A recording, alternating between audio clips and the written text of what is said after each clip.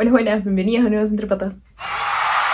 Bueno, hoy vamos a hablar sobre un tema bastante delicado, que a pesar de que cada año nos llama la atención por algún caso que sale a la luz y se vuelve noticia, siempre es opacado por nuestra caótica coyuntura política, económica, etc.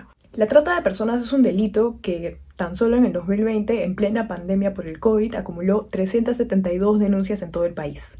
Y ahora último en abril, una joven que había sido rescatada de una red de tratantes meses atrás fue encontrada asesinada en la región de Madre de Dios. Entonces, como tenemos un tema con un fondo bien extenso y complicado, vamos a empezar. Primero les cuento un poco sobre este último caso. En la zona conocida como La Pampa, en Madre de Dios, fue encontrado el cuerpo de una adolescente de 16 años que tenía signos de haber sido estrangulada.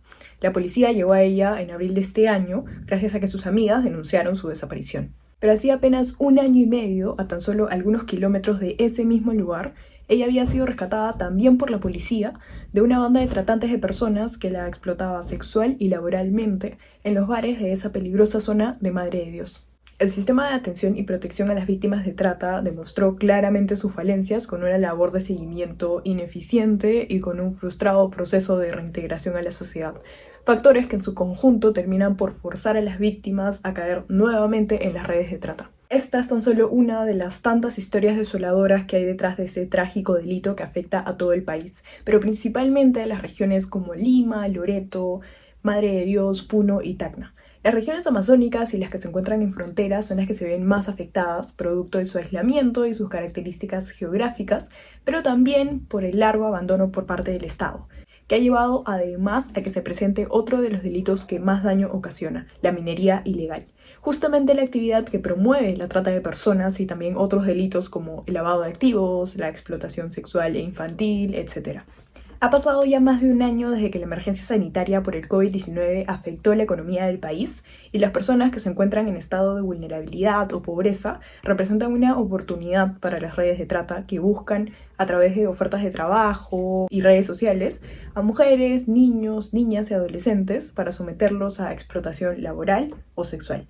Según las denuncias atendidas por la Fiscalía, el 81% de las víctimas de trata son mujeres entre 12 y 17 años. Antes de hablar de cifras aún más preocupantes, hay que entender desde el concepto mismo de la trata de personas hasta cómo se ha ido desarrollando por tanto tiempo dentro del país. Entonces, ¿qué entendemos por trata de personas? Hablamos de un delito en donde mediante el sometimiento y la trampa, seres humanos son involucrados en diferentes formas de explotación sexual y laboral y otras prácticas esclavistas de distinta naturaleza.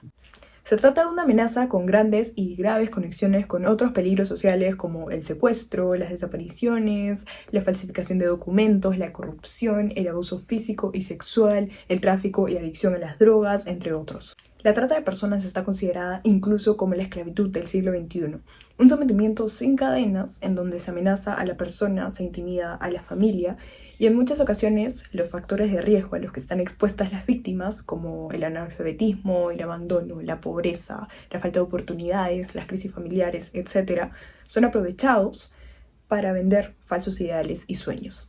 Como les dije antes, existe un fuerte vínculo entre la minería ilegal y la trata de personas.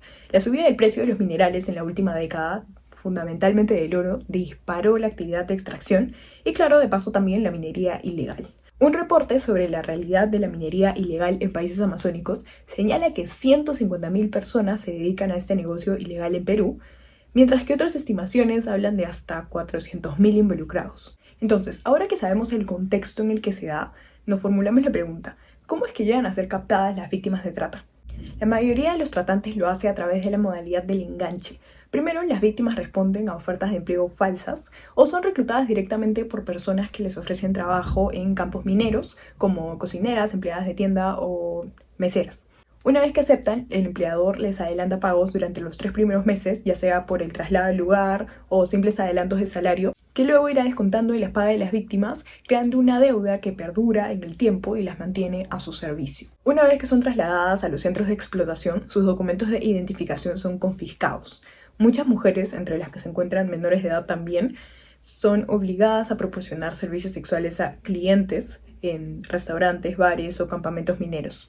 Hasta hace algunos años, según testimonios de las mismas trabajadoras, ellas recibían un pago promedio de menos de $4 al día. Sin embargo, en un reporte oficial del diario El Comercio se reveló que personas relacionadas a la minería ilegal gastaban cientos de dólares en estos lugares cada noche. Según un estudio de la ONG CHS Alternativo, que es súper importante, así que la voy a volver a mencionar al final, uno de estos centros de diversión puede tener entre 3 a 80 jóvenes trabajando. Por ejemplo, al menos 4.500 mujeres son víctimas de explotación sexual y laboral en el área minera de La Rinconada en Puno, en donde se estima que 40.000 personas, en su mayoría hombres, viven de la minería ilegal. Ahora, otra zona con una gran cantidad de mineros ilegales es el Cerro del Toro en La Libertad, en donde actualmente 150 niños son explotados laboralmente. Las edades de estos niños oscilan entre los 12 y 14 años y los comuneros les pagan 20 soles por 12 horas para que saquen minerales. A la fecha se sabe que son 40 los menores fallecidos en la zona. Las últimas muertes ocurrieron en noviembre de 2020. Las víctimas fueron 2 niños de 12 y 13 años que manipulaban dinamita. El peligro al que se exponen los menores es inaceptable. Hoy lamentablemente ya es parte de la realidad social del Perú. Tenemos niños que no han completado su ciclo escolar con la salud disminuida, niños que han ingresado a estrategias de sobrevivencia distintas, en los que principalmente son víctimas de explotación laboral o sexual o de distintos delitos. La mayoría de los jóvenes no son conscientes de que son víctimas de trata, incluso cuando las autoridades los rescatan. Es por esto que prefieren no denunciar los maltratos. Aunque esto último también sucede porque los mismos tratantes los mantienen amenazados con sus familias. Y ustedes dirán, oye Fátima, pero acá no llegan las autoridades, no hay operativos que lo combatan, ¿cómo es? Pues en realidad sí, o sea, el Estado peruano en los últimos años se ha mostrado más sensible a esta realidad mediante decretos supremos y legislativos, con nuevos mecanismos de denuncia, grupos de trabajo ministeriales, entidades estatales, etc. Pero lamentablemente esto aún no es suficiente, dada la magnitud y complejidad que ha alcanzado este delito.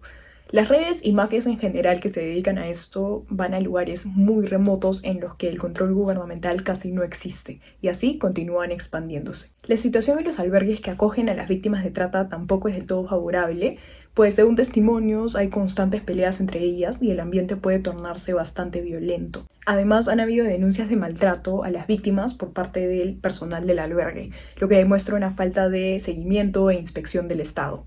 Tampoco es que exista una gran cantidad de albergues especializados para atenderlas. Por ejemplo, el INAVIF, que es el encargado de administrar estos centros de acogida, solo cuenta con 3 en todo el país, 2 en Lima y 1 en Madre de Dios. Y por ejemplo, en Loreto solo hay un albergue especializado autorizado por el MIMP para recibir a víctimas de trata. Y ya como para ir cerrando, en lo que va de este año 2021, en las 49 operaciones en total que se han realizado en el país, en las regiones de Lima, Madre de Dios, Cusco y Puno, se han rescatado 220 víctimas. Según informó el Ministerio del Interior, la mayoría eran mujeres que habían sido explotadas sexual y laboralmente. Y bueno, como se habrán dado cuenta, a pesar de que hay muchísimas iniciativas estatales, programas, operativos, ya, como les dije, aún queda mucho por hacer. El delito persiste y a pesar de que lo estén combatiendo con más fuerza, las víctimas siguen aumentando. Una forma de ayudar es difundiendo esta información, haciendo a las personas más conscientes de que esto está pasando y apoyando organizaciones, proyectos que se dedican a erradicar este delito, como por ejemplo CHS Alternativo, que es una ONG que ya tiene como 20 años en el Perú intentando combatirlo. Los invito a chequear sus proyectos vigentes, ya saben que cada uno puede poner un granito de arena para seguir combatiendo este delito tan trágico. Y bueno, ya saben que yo solo tengo 17 años, me falta mucho por aprender. Si me equivoqué en algo, me dicen, me corrigen, todo chévere. Y bueno, nos vemos a la próxima. ¡Adiós!